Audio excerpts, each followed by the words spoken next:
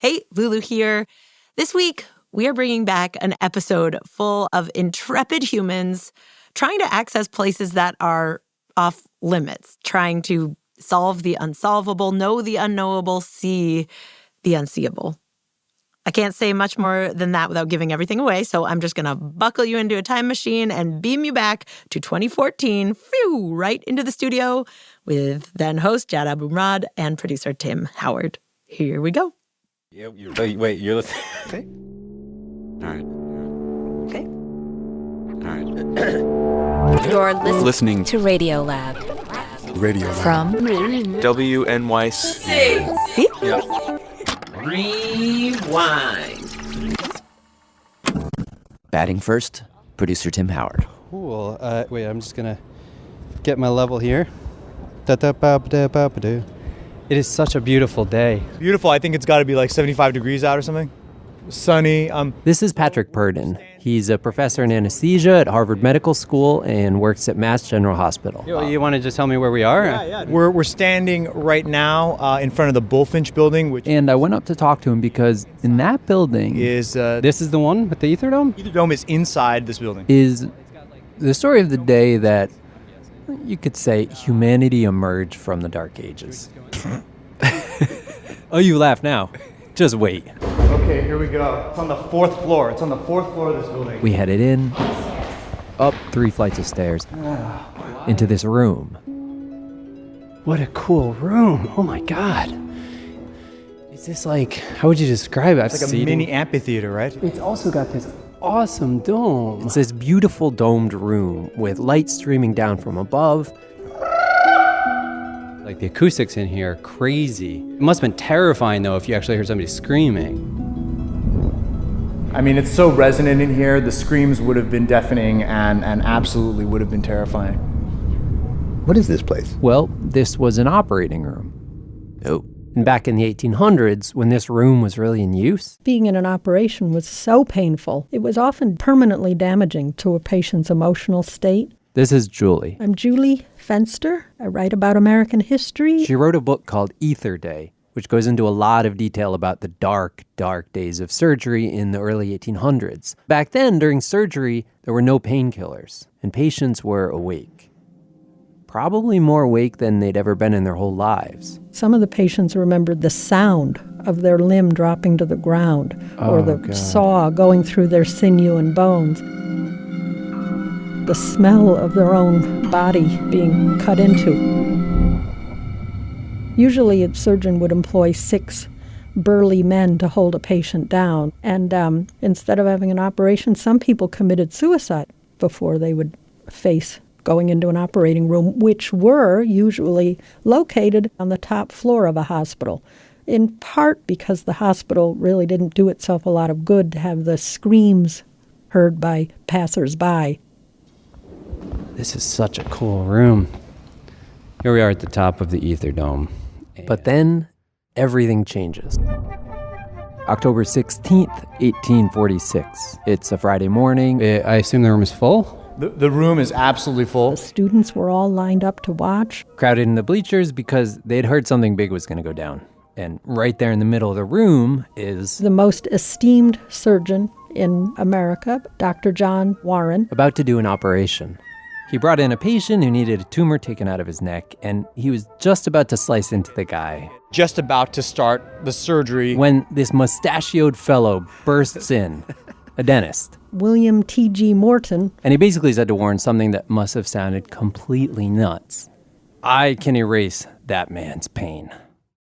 He didn't actually use those words. He actually had an appointment with Warren. But according to Julie, he did have a bag. He had a bag filled with gas. A gas called ether. And Dr. Warren, who had the scalpel raised, he puts it down, stands aside and says with great sarcasm, well, sir, your patient is ready. Wait a second, had he ever tested this? He claimed to have tried it out on some dental patients and... on his dog, on himself, and on his goldfish.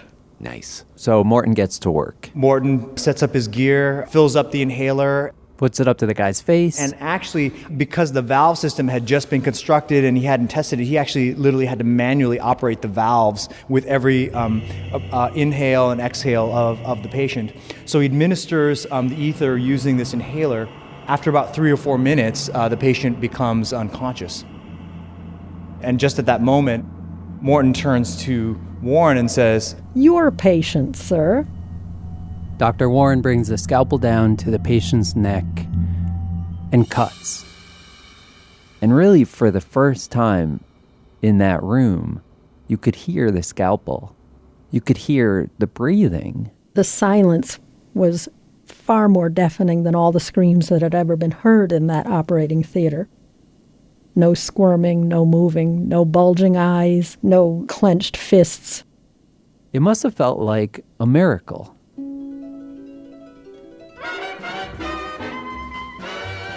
The news of the operation went around the world as fast as anything. News of, war or peace didn't travel faster than this. By the end of the year, doctors in Europe were using surgical anesthetics. In basically the blink of an eye, the most painful, horrible experience possibly imaginable became routine, even forgettable. But also deeply peculiar, as was made clear to us when we talked a while back with one of our regulars. Carl Zimmer. Well, my wife and I, we were watching this movie one night. It was called Birth, starring Nicole Kidman. Did you like it? I hated it. No! It's one of my favorites. Well, okay, but I'm sitting there and I'm hating the movie. You're hating this movie? Well, I'm just wondering, why am I reacting so negatively to this movie? I'm just in such a bad mood. I'm feeling lousy, and I think it's the movie. And I stand up and I say, oh, wait a minute. My abdomen is in incredible pain. Oh, so it's not the movie. It's not the movie. It's me. Appendix about to burst. We go to the hospital, and maybe 4 in the morning, 5 in the morning, they're prepping me for surgery. They, put an IV in me, and then they're like, okay, now we're going to be putting in the anesthetic. So just relax, and this will be taking effect. But he says it didn't seem to be working. So I start thinking about what they're going to be doing to me in half an hour. They're going to take these knives and they're going to cut me open. They're going to rip my intestines apart. They're going to pull off this inflamed appendix. They're going to sew up the intestines. They're going to zip everything back up. And all this is going to happen supposedly without me being aware of it. And I'm not having any part of it. I'm just saying, I was just lying there saying, I don't think this is working. I'm not feeling anything. You're going to have to do something more. I just want you to know that I'm not. And then I was in another room and there was no one else there. Where did they all go? They had all left. And then it occurred to me no, the whole surgery's already happened. Wow, that is weird. It's happened to me. It's as if they splice time, take the time that you were in and the time that you are in subsequently, and the middle is totally missing. No experience whatsoever. It's not like sleep. No. There was no I'm getting sleepy. I was arguing with my doctors that they didn't know how to do their job. And the next thing, I'm in a hospital room with my appendix out, and it's 10 hours later. It sort of implies that it's like a switch. It is. And that's what happens. I mean, when you raise the level of anesthesia in someone, and they've done studies on this, it isn't a gentle gradation down. You raise it up, and then boom, you are into this other state. Do people who do this for a living know exactly why this happened? You'd think that something that's been around since 1846 would be hammered out solid, but it's still almost a philosophical kind of mystery.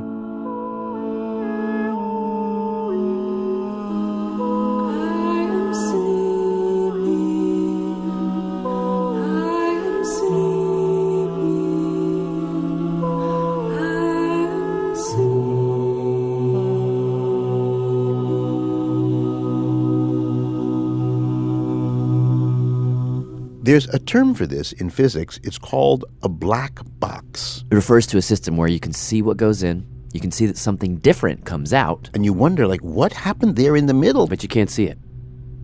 Yeah. It's a mystery. It's black and it's closed up, therefore the box. I mean, it might not literally be a box, but today we have 3 different attempts To open 3 very different black boxes. starting with the box that's in front of us now, that gap that Carl talked about where you go, boom, You're gone. and then suddenly you're back.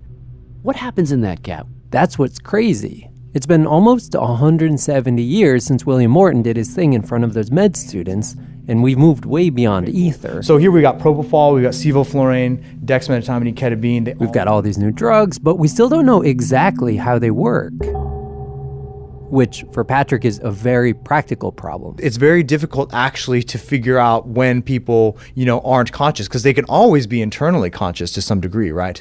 And in the 1950s and 60s, he says, this became a real issue because doctors started giving patients Neuromuscular blocking agents. that would paralyze their muscles during surgery so they wouldn't flop around, which is a good thing. But then you'd have these situations. Once in a blue moon, where a patient would wake up in the middle of surgery, Literally trapped, unable to move, eyes closed, totally still. fully awake, but no one would be able to perceive it because they couldn't move. And that's a nightmare that, may even be worse than having 6 strong men hold you down. Oof. Yeah, we don't have to dwell on that. Well, I actually did find a bunch of these stories. I don't want to hear them. No, they're great. I mean, they're No. amazing. But No. all right, I'd like to hear about it. No. I'm just saying. here I'll just play you one. No, no. All right. You are gonna regret it. But well, anyway, the larger point is that if you can't understand how and why anesthesia works, then you're not going to be able to explain why every so often it just doesn't work. Okay. Really? How often is every so often? I've heard different numbers, anywhere between 1 in 10,000 to much more often, like 1 in 1,000. Wow. But luckily, Let's take a look at these brain signals. in the last few decades, scientists have begun to shine a little pin light into this black box. And Patrick and his team in particular have found something pretty cool. This experiment that we did in the, late 2000s. A couple years ago, they wanted to know what happens in the brain right when that switch flips. So they got a bunch of volunteers. Healthy volunteers. They hooked them up to an IV and started to very, very slowly give them propofol, Slowly administer the drug. which is a big anesthetic. And as they did, they told the subjects to click a button every time they heard a sound or a word chair, library, that they recognized. submarine, something like that. In addition, we had the subject's name too. Tim, Patrick, So the subjects would just sit there and listen and click. chair, library, On and on. Patrick, And every 15 minutes, they gave them a little bit more propofol. submarine, Tim, Michael,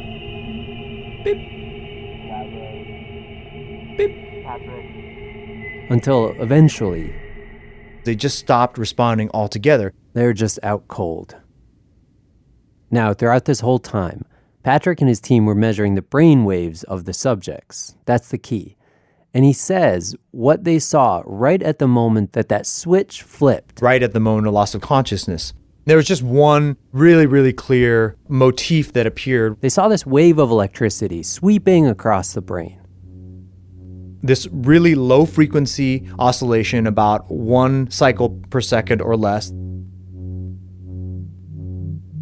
And in addition to that, there was this higher frequency piece, an alpha wave, that appeared at the front of the head at that loss of consciousness moment. So when people went under, their brains just started to ring like a bell? Basically. And what are those waves doing exactly? It seems like those waves might be imposing a kind of deadly order on the brain. This is the thing that's very counterintuitive. You think that consciousness is order and synchrony, Yeah. but it turns out that it's kind of the opposite, that consciousness is actually chaotic and noisy. It's all of those different parts of the brain, facial recognition, touch, sound, language, engaged in this crazily complicated, multi-layered conversation. It's one person talking, the other one talking back.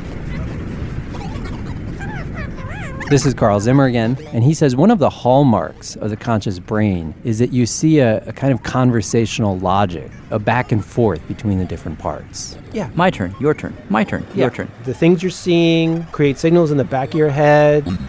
They go to the front of your head. back again, forward and back, and forward and back, and forward and back, and forward and back. And you can use this eavesdropping to calculate how connected the brain is, what they call connectivity. And when you're awake, you have a lot of connectivity. When you're dreaming, you also have a lot of connectivity. And then if someone gives you anesthesia, like in a matter of a second, your connectivity just collapses. Oh, maybe that's what happened to you. It just cut, your connectivity got cut. It did. And here is the weird part. Scientists will play a sound to somebody who's under with anesthesia. And they can see that actually the part of the brain that processes sound, the auditory cortex, is active. Oh. It takes in the sound. So your brain is hearing sounds.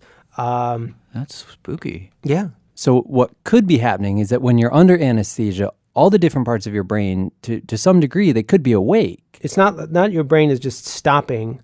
No, all those parts of the brain are still talking. They're just not talking to each other very well anymore. And that somehow knocks you out. So lots of chit-chat amongst the different parts of my brain make me conscious, and not so much chit-chat equals unconsciousness. Yeah, that's the idea. And how do the slow waves relate to that? Well, Patrick thinks of it in baseball terms. Right. So actually, I was at a Red Sox game the other day. It was the last one that they had with the Yankees at Fenway Park this year.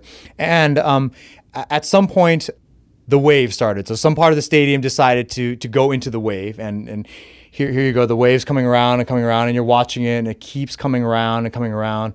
And, after a while, it gets really tiresome because you're sitting there and you're just like, okay, I've got to wait for the wave to come. Okay, here it is. And okay, let's stand up, raise our arms, sit back down. And just a moment later, you're like, oh my God, I got to stand up again. And you're waiting. Oh, dude, it's back again. And the thing is that when the wave is going on in the stadium, you can't really carry on a normal conversation. You can't have a normal interaction. You may not even be able to have a normal thought because the thing is just coming by every couple seconds to interrupt you. That is sort of the rationale for how these oscillations disrupt brain activity. I dig the analogy, but I'm not quite following. It helps to zoom in on the brain and look at a smaller number of neurons, okay, which is what he did. Now check this out. We conducted this study where we measured brain activity in individual neurons. They got some patients, planted these tiny little electrodes deep into their brains so they could hear the individual neurons. So let's imagine that we zoom in to tens to hundreds of neurons firing. And he says when they give that patient propofol, an anesthetic, what we notice is that right at the point of loss of consciousness, sure enough, they see those big slow waves sweeping through. And just like in Fenway, when the wave hits you, you have to stop your conversation. But what that wave is really doing is it's only allowing each little cluster of neurons to talk once in a while. They can only fire at a particular moment in this slow oscillation. Like, how the wave goes up and down, or round and round and round if you're in Fenway. It's only at this moment, say, that one group gets to talk. The problem is his buddy, he can only talk at this moment. And the neurons next door, they can only talk at this moment. The next group, same deal. Everybody gets a turn to talk, but they can't talk to each other because they're on slightly different schedules. When they're talking, the others can't listen. So there's still a lot of talking going on, but consciousness seems to be the brain talking and listening to itself. So when that slow wave rolls around, the neurons can't all fire at the same time and talk to one another. And in that state, it would be impossible to be conscious. It might be early to say, but does it feel kind of like you cracked the code? Well, I think we are in the process of cracking the code for anesthesia. You don't ever want to get too far on a limb. But honestly, I feel if we can educate people about these rhythms, I'd be willing to say it. Sure, I think we have. I think this is going to be huge. I'm not going to lie to you. I think this is just going to be absolutely huge. Yeah, I'll take the bait on that. Sure. Crack the code? Really? That's a little bold. Well, what it means to Patrick. Housekeeping turnover team, anesthesia turnover 38, case to follow. Is that in very practical terms, He can now peek into that black box of the brain. Okay, here I am. I'm wearing my scrubs. For example, Patrick and his colleague, Emery Brown. I'm an anesthesiologist here at Mass General. They let me watch a couple surgeries, and I met a woman named Doris. Good morning. Good morning. What kind of surgery are you having today? I'm going to have the repairing of hernias. It's a surgery that, 170 years ago would have been unthinkable. But here she is. I feel comfortable. Not too worried. So they're about to give her the first anesthetic. First anesthetic propofol. Oh, that's right, yep. And as she starts to go under... Deep breath, Doris. In and out. Don't stop, Doris. So I'm going to just switch over to the spectrogram display and see what it shows us. Deep breath, Doris. On one of these monitors... Oh, look at that. Did you see that change? Yeah. It's this color display. You can actually see it happen. You can see the slow waves, right? Now she's got some slow oscillation. If you imagine the screen as like this field of blues and yellows and greens, suddenly these bands of red just extend right along the bottom. And considering that for the last 160 years, anytime somebody like Doris has been put on a table and cut open, the doctors basically couldn't be sure what was going on in their head. Are they awake? Are they okay? And so with that in mind, being there in the operating room and seeing that band of red appear on the screen and hearing Emery Brown declare without hesitation, this patient is unconscious. It's kind of cool. And you say that with what percent confidence? Oh, 99.999.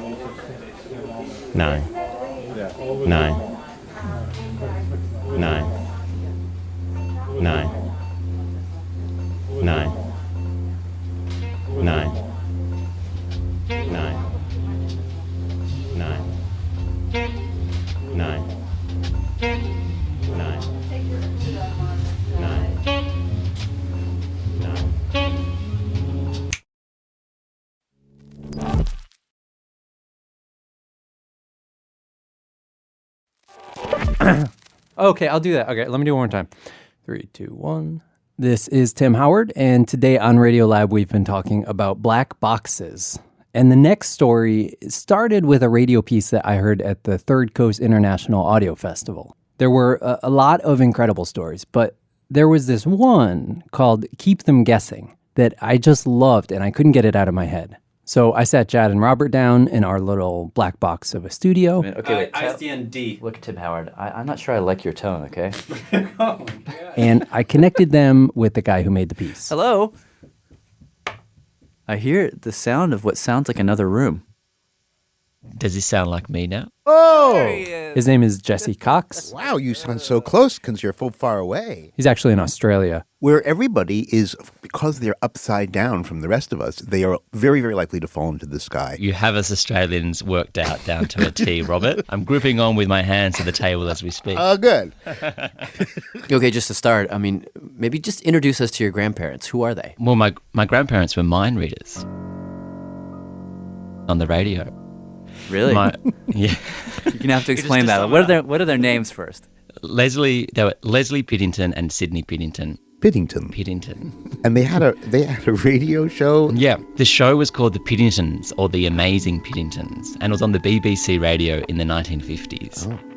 Now, Jesse told us that for most of his life, he didn't know this. I guess the reason was that my grandfather and my grandma divorced well before I was born. And then his grandpa... He died when I was 4 or 5. And then his grandma remarried, so nobody talked about it, crazily enough. I knew that my grandparents had been famous and my grandma was an actress, but it really wasn't until I was a teenager and a radio producer actually discovered by accident that my grandma was alive. And went, what? There's still a Pittington alive? The reporter calls up his grandma and is like, hey, can I interview you? And my grandma was hesitant. She was like, oh, I'm not sure I'll be very good. I can try and remember. And they came and interviewed her. And when it went to air, when it got broadcast, we all drove up to his grandma's house and listened to it around the radio like they would have back in the 1950s and heard the story. And that's when Jesse discovered that his grandparents, Leslie and Sydney Pittington, one time had an audience of 20 million people. Yeah. Basically, the population of Australia was listening to my grandparents back in the 1950s. No way. But I was like, yeah, why don't I know this? This is in my family, and why don't I know it? But he says it was really when he sat down and listened to the original broadcasts, or what's left of them. 2 hours of old BBC recordings that survive today because my grandparents pirated them from the BBC back in 1950. He says it wasn't until he heard those tapes that I went, wow. You should now tell us this story. Yeah. Tell us what you heard that made you go, wow. Well,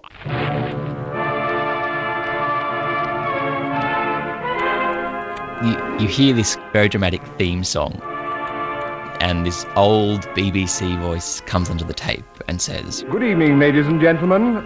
We present the Pittingtons." And the music goes up. All very, very dramatic. And then the narrator sets the scene for you. Good evening to you all, both at home and here in the number 1 Piccadilly studio right in the middle of the West End of London. It was done in front of a live audience. And then you hear my grandfather's voice. Well, as Stephen Grenfell has just told you, life's been quite exciting for us. He was a stutterer. We've had a lot more letters. There were all these things that meant it should never have worked on radio. Anyhow, tonight... My grandfather is in the studio on the stage. And my grandma... I'm sorry to say Leslie isn't here. She was often somewhere dramatic. As in not in the studio. Somewhere exotic.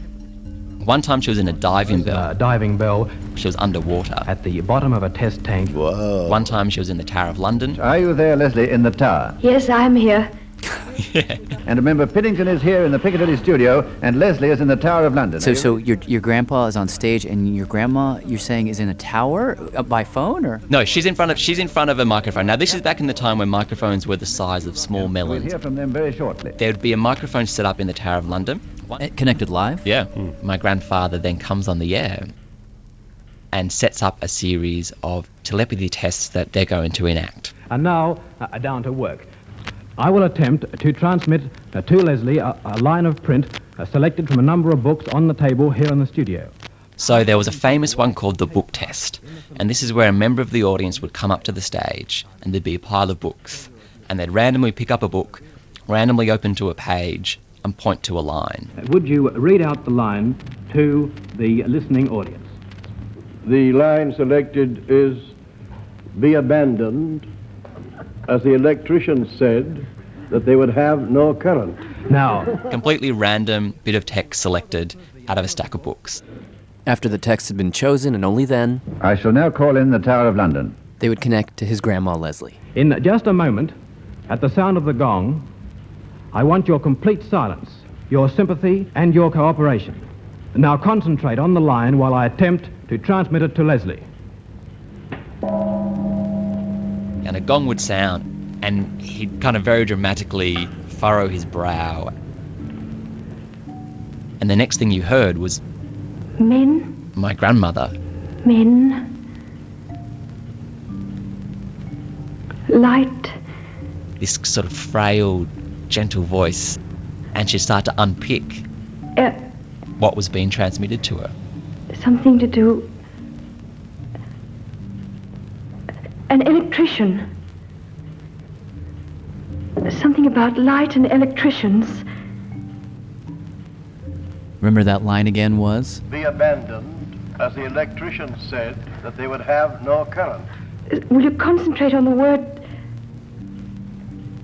that's like being left, people being left? It's amazing to listen to over 60 years later, listening to those tapes. I'm still on the edge of my seat. Abandoned, that, not light. Concentrate on the word like light. And right at the end, I think the whole line is abandoned, as the electricians said there would not be current. Be abandoned, as the electricians said that they would have no current.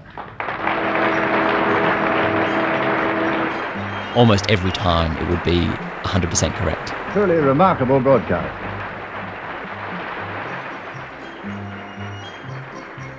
It just was this feeling inside you that you get going, hang on, what? When Jesse heard those broadcasts, his obvious question was, how did they do that? Well, this is the question that I wanted to know for so long. And there have been many, many theories. I mean, they used to get letters in from listeners all the time. There's this box of press clippings we found at the bottom of my grandma's closet, and we started going through these press clippings. And there were wild theories, like little Morse code transmitters in their teeth. Yeah. I mean, one of the theories I quite liked was someone who wrote in saying there was a green man that ran between their shoulders, and he knew this on authority because he also had a green man, and so that was precisely how they did it. But you are totally convinced that this was a carefully worked out trick of some kind? Yes. Okay. That is the one part of almost certainty I can say. There has to be some secret code, some tapping of the something. Well, you're not the first person to say that. The people were constantly trying to guess what the code was. That's Jim Steinmeier. I'm an author and a consultant to magicians. He says that at the time, some magicians in London thought that his stammer was part of the code. 2 knots, I can just think, yes. Jesse, for his part, ended up going through a ton of these theories as he interviewed magicians and historians, read through magic books. Initially, one of the theories that made sense to him is that the code was in the silence, that basically my grandparents and my grandma were so in sync that between each time a sound or a word was uttered, they'd inside their head start going through the alphabet, and they'd be so in tune and so in sync that whatever letter that matched up, that would be a code. Uh-huh. Wait a minute. So Jad? A, B, C. Hi. D. Stop at C. No, stop at C. I'm wondering. A, B, C, D, E, F, G. The next letter is going to be J. I'm going to be standing here that, for all that. Yeah, of course. As soon as you start playing any of these theories out in real time, you realize how ridiculous they are. And if you listen to the second broadcast of the two that survived, you hear something that makes the whole idea of a code seem kind of impossible. Yeah, that was a test they did on the aeroplane broadcast. In that broadcast, his grandma? She was in an aeroplane. Flying at a great height, at a great speed towards somewhere or other, but we're not sure where. Flying around Bristol. And she was in this plane at the same moment that he was on stage. Wow. Exactly. And on that time, there were numbered envelopes on everyone's seat. And my grandfather said, okay, everyone write something and put it in the envelope, seal it up. Just write a poem off the top of your head. 150 people do this. And then Sid turns to one of the judges and says, okay, pick 2 numbers from 1 to 150. And then someone goes into the audience and goes and picks those 2 envelopes, brings them back to the stage, gives them to the judges, and then the judge picks one of the envelopes, pulls out the poem, and then holds it in front of my grandfather. And so here you have a poem chosen seemingly at random, and Leslie, the grandma, is several thousand feet in the air. And when they finally connect to her... Bristol, come in, will you? Hello? Via shortwave relay. Leslie is still completely isolated. She can't even hear a word that they're saying. She never had a pair of headphones, so she could never actually hear what was going on in the studio. She literally just spoke into a microphone once the technician said, Leslie, we're ready for you. We're ready for you. All right. So thousands of feet below, Sidney is there furrowing his brow, and the poem he's trying to send her is from Keats. It's just one line that goes, Hail to thee, blithe spirit, bird thou never wert. A bird? One bird. Oh, it's 2 lines. A bird, spirit. Oh, I've got it. I can guess it. Hail to thee, blithe spirit, bird thou never wert. Miss Young, would you read out what is written down on the piece of paper that you hold? Hail to thee, blithe spirit, bird thou never wert. Thank you. The crazy part is that in that trick, your grandpa doesn't even talk to her. There's complete silence between Sid and Leslie. And if there's silence, there can be no coding. So, it was kind of this wonderful process. If I'd talk to people, and even as they came up with theories, you'd listen to the tape and then realize that even the theories themselves just seem so implausible. Well, maybe it's the narrator. Do you think it's the narrator, that whatever it is the narrator says each night, which is before the game is even on, somehow encoded into that man's introduction is the answer? No, because the audience hasn't yet gone and done its random act when he starts the show. Yeah. There was one thing that I discovered from reading the magic books, and this is this whole idea about passing on a piece of information through a third party. Now, my grandfather never speaks to my grandma. But he says to the technician in the studio, "Can you please call Gilbert Sullivan in the Strata Cruiser and ask my wife to stand by?" Then the technician calls Gilbert and says, "Gilbert, can you please ask Leslie to stand by?" And then Gilbert Sullivan says to my grandma, "Leslie, please stand by." Now, that is the only thing I can see where there's some kind of communication. But how would stand by communicate something like a random sentence from a book or whatever? Exactly. And that's then essentially where the theory falls down, because then what happens next is that my grandma basically successfully recites a half-written crossword which someone has put into an envelope and passed up to my grandpa. So, like, you go, how stand by means, you know, 6 down? I have no idea. So really, I'm back to square one again. I can't work it out. I've got, you know, the closest... You mean to this day you don't know? To this day, I do not know. Wait a second. No, we can't. No, there's got to be somebody who knows. Can't believe we can come to this interview. We have no. So it's the technician. It's got to be the technician.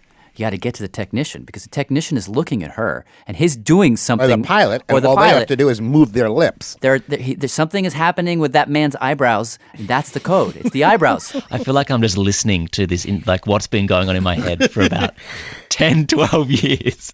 So then I asked Jesse, like, what happened when he talked to his grandma? Total dead end.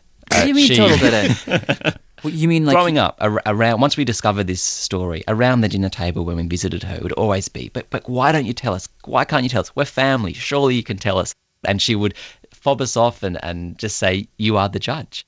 That is the line that they finished. Well, that is the line they finished with every single broadcast. Anything to say? Well, only thanks very much, everyone, and...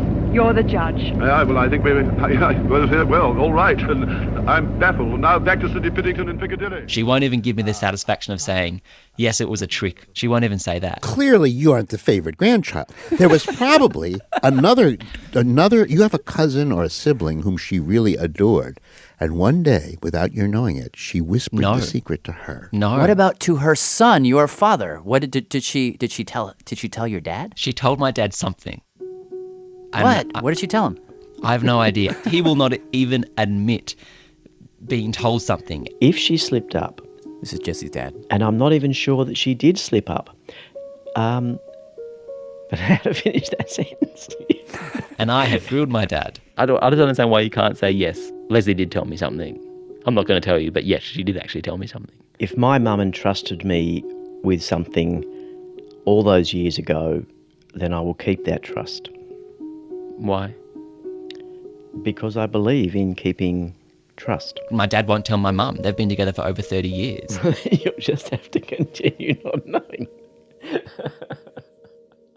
There's no book that's published. There's no one that came out and said, I was the fellow who worked behind the scenes with the Pittingtons. Let me tell you how it was done. That's Jim Steinmeier again. They left people guessing and walked away.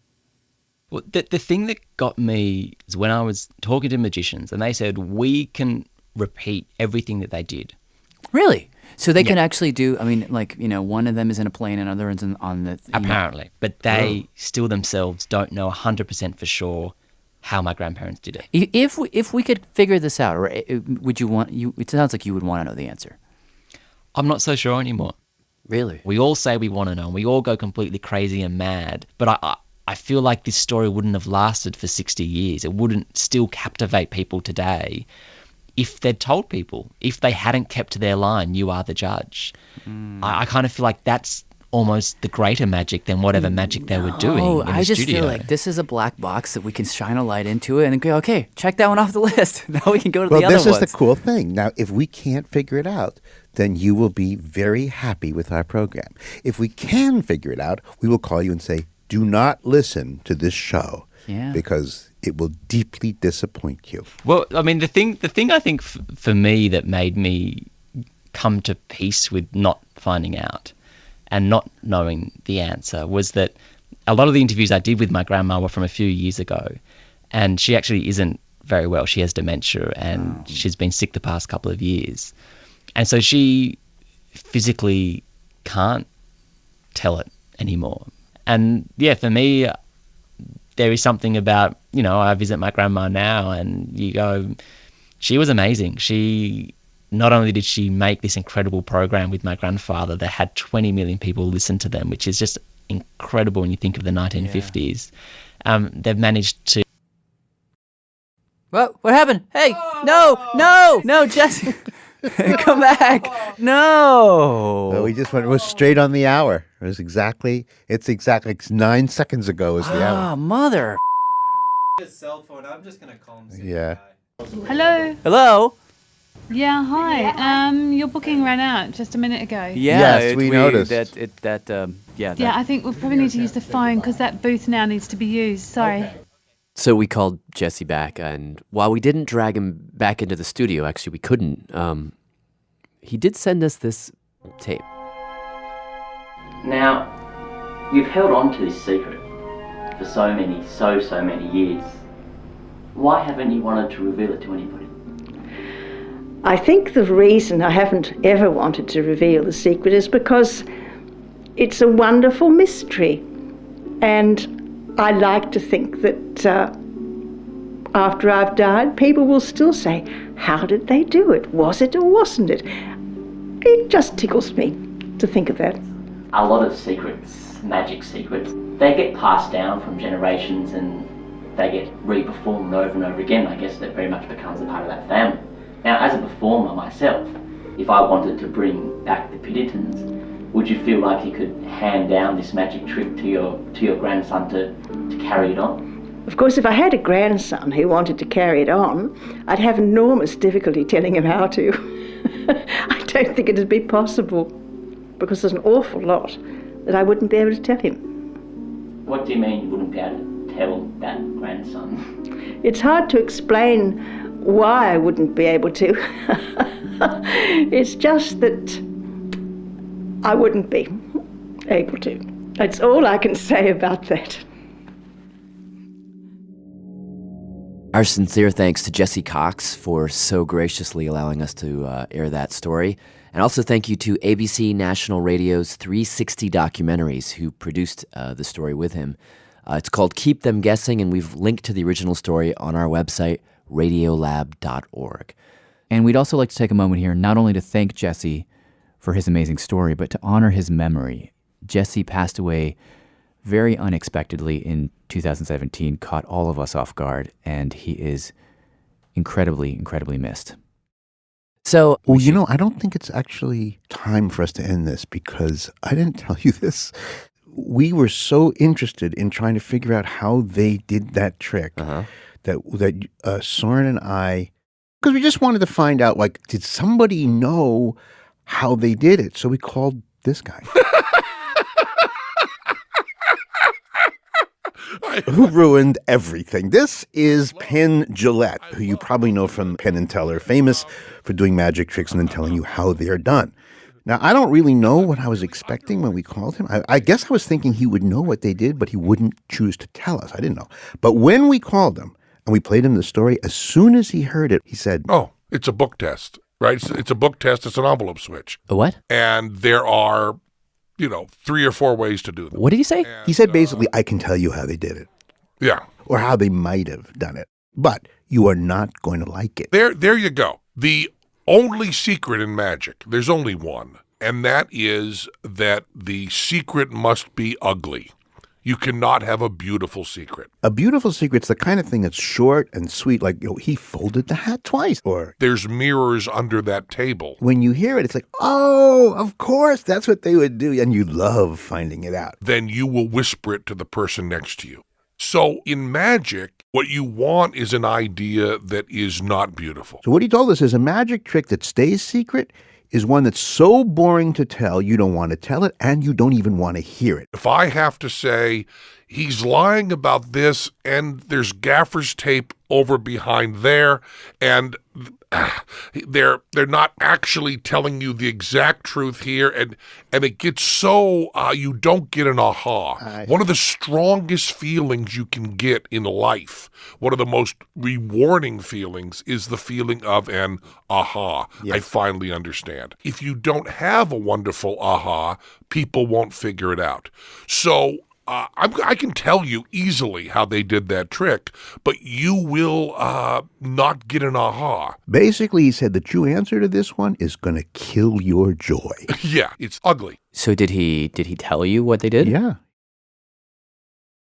What did he say? Well, I'll tell you in just a second. He went into excruciating detail about how he thinks they did it. Now, a book test, we actually do one in our show.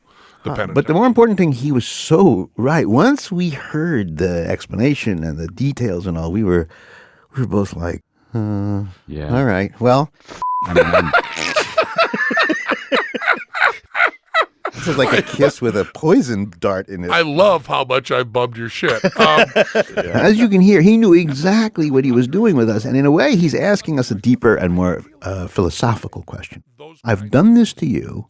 Will you turn around and do it to your audience? Well, all I've done to you, because you get to edit, all I have done is put you in precisely the position I live my life in. You now have to make the exact same decisions that I make. And I will tell you, and this is just true, that I would have played this particular thing differently with almost any other show. My move on the chessboard with another show would be to say, I do have several ideas as to how this could be done, but I think I'm going to be like the grandmother and go to my grave with this. And I would have just given you that soundbite, which I just have. Except that we have pivoted the entire piece called So? It's like all eyes have been directed to the next sentence. So that's a little difficult. But I want to see how you solve a problem that I solve every day. But we have like a higher call. Like you're entertaining, but we're entertaining with the caveat that we're supposed to be like telling the truth as best we understand it. So we have a slightly different set of gods in our Mount Olympus than you do, which makes it very confusing. You don't really, because I am not suggesting that you lie. You're just going to have to tell your audience what you think they need to hear. And that's where he left it. So in the days after the interview, we just got into this debate about what we should do. We obviously have an obligation to you listening, to tell you what we know. Yes, the whole deal. Yeah. We can't pretend that we don't know something that we now do know, even if it would make a much more beautiful story. So this leaves us in a conundrum. Are we... are we entertainers or are we actually... Journalists, yes. So here's where we ultimately came down. We have decided not to tell you how the Pittingtons did it. I mean, we're going to tell you, but we're not going to tell you here in this podcast because we have now been soiled by this truth we learned off the record. And you, if you want to be soiled, sure, come and soil yourself. You can go to this URL, radiolab.org/theuglytruth. Don't click this. Radiolab.org/theuglytruth. Don't, no apostrophe. Click this. And we just leave it to you. You can go there or you cannot. All I have said to you is that it's a trick. Yeah. And you knew that. The fact that it wasn't the trick you wanted it to be. He did turn sweet at one moment. We were talking about the grandma. Right. The grandma tells the grandson in the conversation at the end, she is not sure she could explain to him how it went. Well, that's beautiful. That is the most beautiful thing that happens in the whole thing, because I think she's telling the truth. She may not know how the trick was done. And yet she was a party to it. She's the one who... Yeah. He says, oftentimes when you're doing tricks, somebody knows everything and the other person is, in the dark. Yeah. One of the partners intentionally not knows what's happening? Yeah. There are tricks in the Penn and Teller show that I don't really know how they're done. It might have happened here. He may have decided that he would be the knowing one, she would be the innocent, and maybe therefore, and this is just a hunch, but just possibly everything she's saying to her grandchild, instead of being a kind of dodge or a little bit of a lie, maybe it was the whole truth.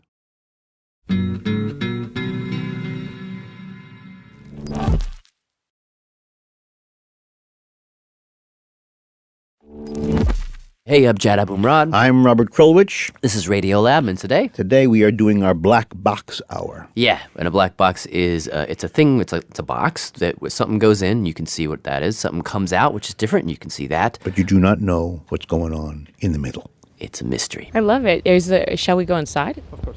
And our next and final black box comes from our producer, Molly Webster, and it begins... into the butterfly rainforest.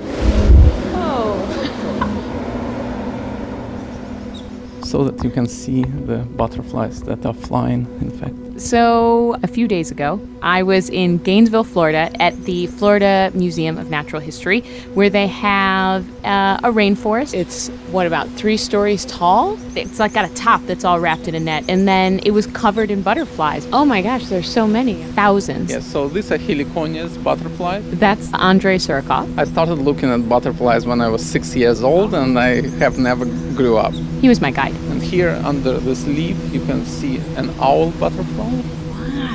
One wing is like the size of my palm. So there were red ones, black and yellow ones, blue ones, zebra striped ones. Is that a monarch? Yes. Watch out, don't step on this butterfly. It was like a Dr. Seussian land of butterflies. But I was there to look at the moment right before they become butterflies, which remains one of the most mysterious black boxes in nature. What I'm talking about is something called the chrysalis. The chrysalis. Just to back up, at a certain point in all caterpillars' lives, after they've eaten a lot of leaves, they hit a certain weight. That is coded in their gene as their final weight. Some hormones start pumping, some genetics turn on, and it starts growing a little shell. That's the chrysalis. And inside that chrysalis, as we know, a caterpillar becomes a butterfly or moth. And this is a mystery? What do you think happens inside the chrysalis? I think that... Actually, I've never thought about it, to be honest. I don't know. I don't understand how it works. Not many people have. Are you surprised that you actually don't know? Yeah, I'm surprised. I thought I knew and I don't. Those are folks I met at the museum. Hey, hold up. Now that I've thought about it for a second, isn't it simply that the caterpillar is inside the shell, it sort of snuggles up, and then it grows a wing off of its right side and then off of its left side, and it just pops wings out? No. That is actually what I thought, but that's not right at all. So the McGuire Center is located on 3 floors. Because here's the thing. So now we're going into the bowels of the building. When you take one of those little black boxes and you slice it open... Shall we do it? Yes. Okay. Which Andre was nice enough to do for me. Sorry. Even though he loves these guys. He took a tiny little chrysalis. Well, it's about an inch long. Which a caterpillar had just gotten into one day ago. And he slowly began to cut. So we're taking our tweezer-like scissors through the outer layer of the chrysalis until... You can see pupil.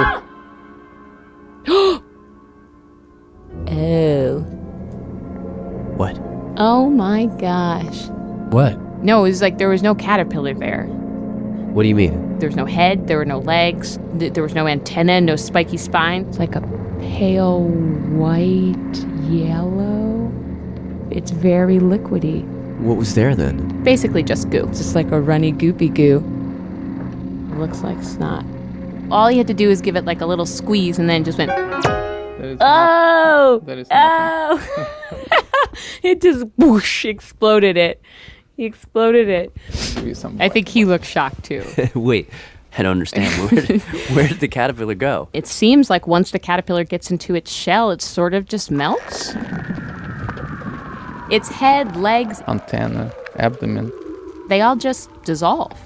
Muscles themselves just sort of dissolve away into individual muscle cells. And some of the cells rupture, and so their insides, the amino acids, the proteins, those all go floating out into space. Wait, you're saying that the caterpillar just becomes like a soup of cells? Yeah. And yet somehow... this soup will magically be transformed into a butterfly or moth. Well, how does that happen? That question is the big, fat, metaphysical, quasi-religious, semi-mystical, philosophical question that people have been asking forever.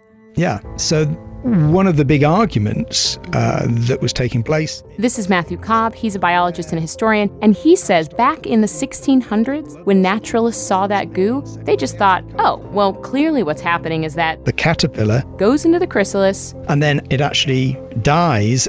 Totally dies. And out of its burial cloth is going to come the new life. This beautiful and completely new creature. Death, as it were, and then a kind of resurrection. That's Philip Clayton. He's a philosopher from the Claremont School of Theology, and he says from the beginning, people thought about and wrote about metamorphosis as a kind of spiritual ascent. It says somewhere in the New Testament, behold, the old has passed away, the new has surely come.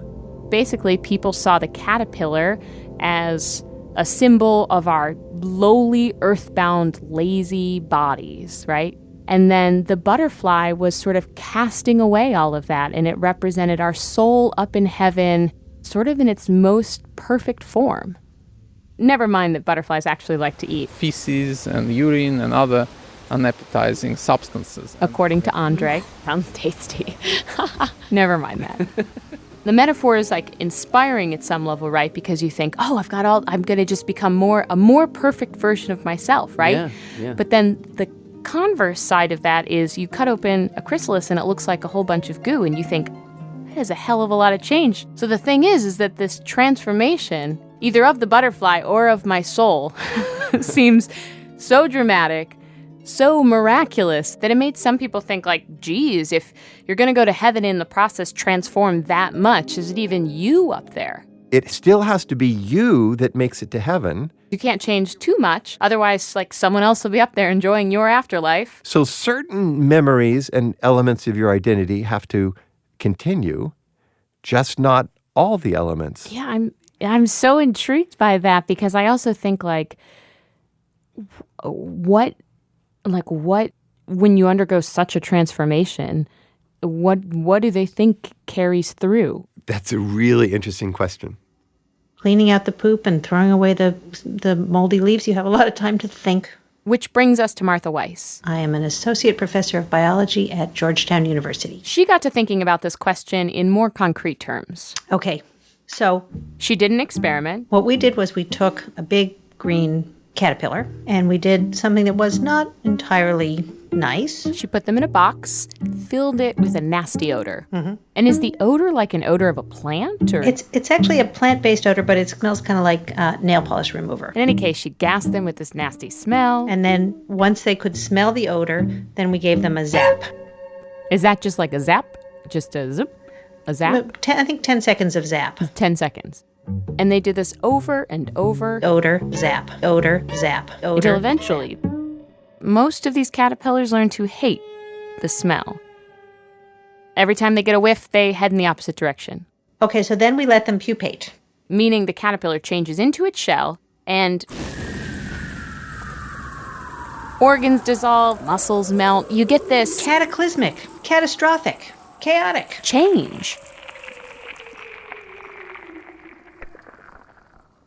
And then 1 month later, the moth emerges. And now we're the drum roll. We're ready for the drum roll. They give the moths a whiff. Okay. And the moths hate the smell. I mean, normally moths don't care about the smell at all. It's like 50-50, but these moths hated it. Somehow I'm confused. What does that mean? That means a memory made it through the goo. Oh. And it came out the other side. Oh. What's your feeling like coming out of this? My feeling is wow. I think it's amazing that a caterpillar can have an experience, go into its chrysalis, 5 weeks pass, emerge as a seemingly different organism, and that it still can recall experiences that happened to it when it was a caterpillar. And how does that happen? The answer to this question is we do not know. But out there floating in that sea of goo is actually a tiny little speck of brain. Some of the brain is dissolved away, but there's this like microscopic fragment that has made it through. And Martha suspects that nestled into that fragment is this memory. Oh, it's like a little boop. It's like a little beacon. And it turns out there are others too. There's a speck of gut, some nerves, some muscle. It's not as gooey as it seems. God, it's like I can't help wondering, what does the butterfly know about its caterpillar life? Like, it knows this one tiny thing, but how much else? Does it know it crawled? That it had There's hair? no answer to that question. But Martha says that these types of questions come up all the time. In fact, one of her colleagues... And I was talking to Doug the other day, and he said that he had gotten an email from a guy who was... I'm not exactly sure what flavor of Christian, but he had gone into the whole resurrection thing. And he felt like this was, when he ascended, that he wondered if he would then be able to remember his life on Earth.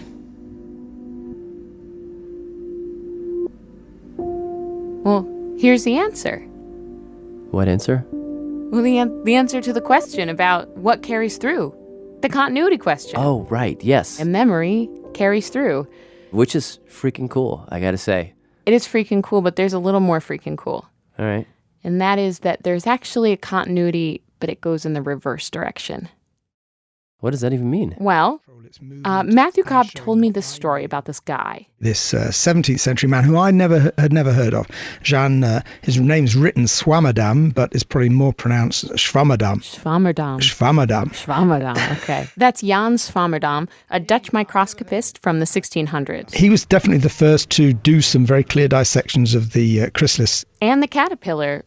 And one day... in Paris, in front of this crowd of assembled worthies, bewigged and bestocking... he gets a fat white caterpillar... gets a scalpel or a tiny little thin bit of glass, and he dissects it. He just opens it up at the back, along its back, a long line.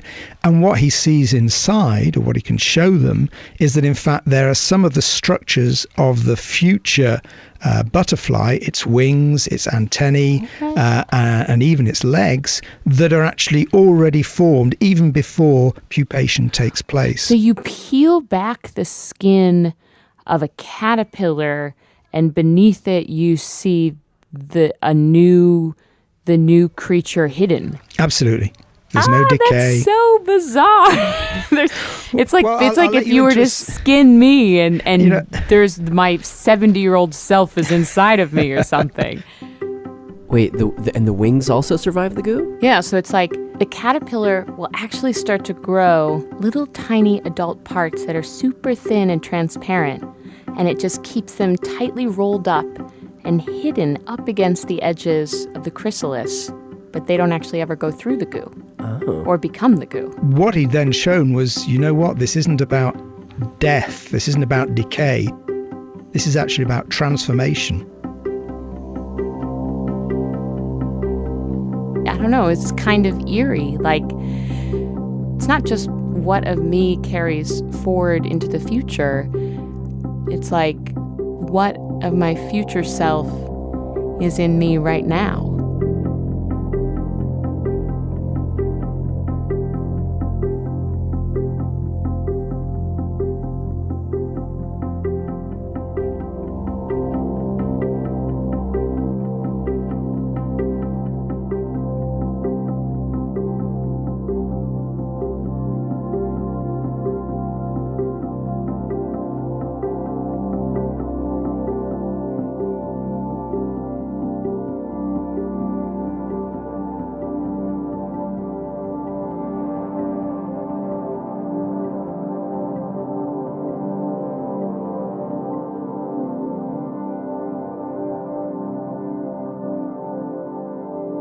Thanks to our producers this hour, Tim Howard, Molly Webster, Jesse Cox.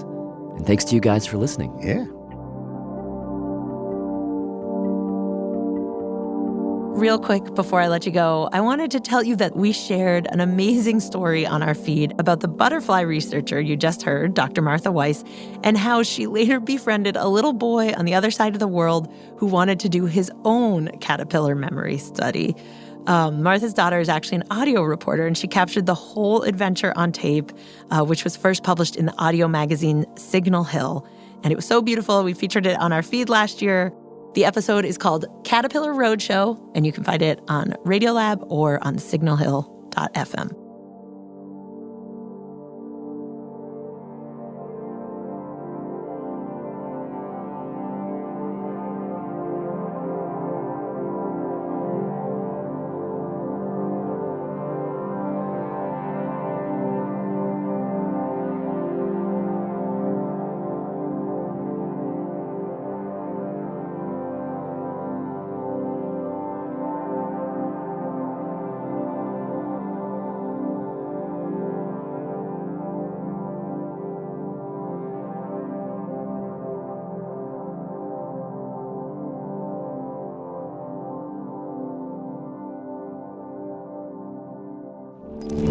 Hi, I'm Gabby. I'm from San Francisco, and here are the staff credits. Radiolab is hosted by Lulu Miller and Latif Nasser. Soren Wheeler is our executive editor. Sarah Sandbach is our executive director. Our managing editor is Pat Walters. Dylan Keefe is our director of sound design. Our staff includes Jeremy Bloom, W. Harry Fortuna, David Gable, Maria Paz Gutierrez, Sindhu Nainasambandan, Matt Keelty, Mona McGawker, Annie McEwen, Alex Neeson, Sarah Kari, Rebecca Rand, Anissa Vitze, Arian Wack, Molly Webster, and Jessica Young, with help from Gabby Santos. Our fact-checkers are Diane Kelly, Emily Krieger, Natalie Middleton, Anjali Mercado, and Sophie Semai. Leadership support for Radiolab's science programming is provided by the Simons Foundation and the John Templeton Foundation. Foundational support for Radiolab was provided by the Alfred P. Sloan Foundation.